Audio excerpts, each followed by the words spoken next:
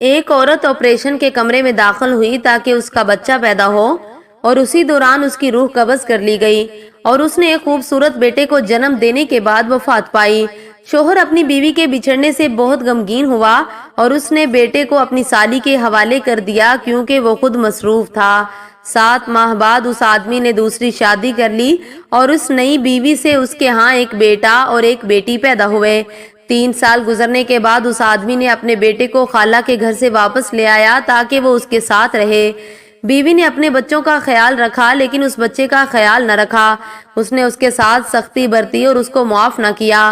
اکثر اوقات اس کو اکیلا کھانا دیا جاتا۔ ایک دن اس عورت نے اپنے خاندان کو رات کے کھانے پر بلایا۔ بچہ کھانے کی میز کے پاس آیا اور وہاں موجود کھانے اور مٹھائیوں کو دیکھ کر اس نے کچھ لینے کے لیے ہاتھ بڑھایا۔ عورت نے اس کو دیکھ لیا اور سختی سے ڈانٹا۔ پھر اس نے اسے چاولوں کی پلیٹ دی اور بالکنی میں بٹھا دیا اور کہا، یہاں بیٹھو جب تک مہمان نہ چلے جائیں اور اپنی جگہ سے مت نکلنا۔ بچہ جو ابھی 4 سال کا بھی نہیں ہوا تھا، سردی کے موسم میں بالکنی میں بیٹھا کھانا کھا رہا تھا۔ اسے سوتیلی ماں سے ڈر لگا کہ کہیں وہ باہر نکلے اور اس کو وہ مارے، تو وہ اسی وقت وہاں پہ سو گیا۔ عورت کے رشتہ دار چلے گئے اور عورت نے اپنے بچے کو لے کر سونے چلی گئی۔ شوہر دیر سے کام سے آیا۔ بیوی نے کہا، میں تمہارے لیے کھانا لاتی ہوں۔ اس نے کہا، میں باہر کھا چکا ہوں۔ اس نے اپنے یتیم بیٹے کے بارے میں پوچھا تو بیوی نے کہا کہ اپنے بستر پر سو رہا ہے اور بھول گئی کہ اس کو بالکنی میں بٹھایا تھا۔ شوہر سو گیا۔ سوتے میں اس نے اپنی مرحوم بیوی کو خواب میں دیکھا جو کہہ رہی تھی، اپنے بیٹے کا خیال رکھو۔ وہ آدمی گھبرا کر اٹھا اور بچے کے بارے میں پوچھا۔ بیوی نے کہا، وہ اپنے بستر پر ہے۔ وہ آدمی پھر سو گیا۔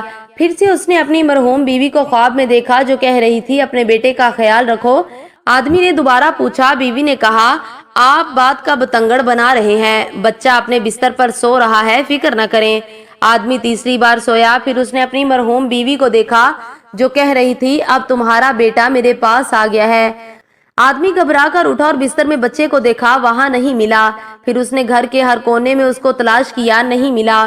اس نے بالکنی کا دروازہ کھولا تو دیکھا بچہ سردی سے کانپ رہا تھا۔ اس نے اپنے جسم کو لپیٹ رکھا تھا اور سر کو گھٹنوں میں چھپا رکھا تھا۔